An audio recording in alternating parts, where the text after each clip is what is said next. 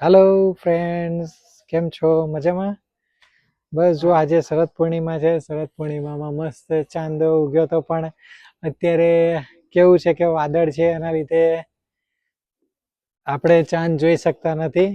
અને અત્યારે કેવું કે વરસાદનું વાતાવરણ થઈ ગયું છે.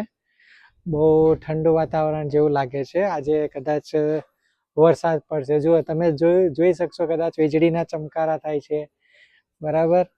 અને અત્યારે આજે શરદ પૂર્ણિમા, તો શરદ પૂર્ણિમાના માટે અમે અત્યારે સાંજે દૂધ પૌવા મૂક્યા છે. તો દૂધ પૌવા માટે અહીંયા ચાંદની માટે મૂક્યા છે, પણ ચાંદ તો છે નહીં, તો ચાંદની ક્યાંથી હોય મિત્રો? તો જો અમે મમ્મીએ સરસ મજાના દૂધ પૌવા બનાવ્યા છે. એટલે હમણાં અમે લગભગ આ ચાંદ જ્યારે નીકળશે કે નહીં નીકળે એ તો કુદરત ઉપર આધાર છે.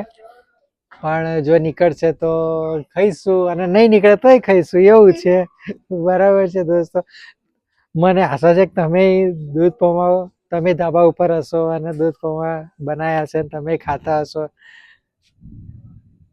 ચલો, તમે પણ એન્જોય કરો અમારા જેમ. ઓકે.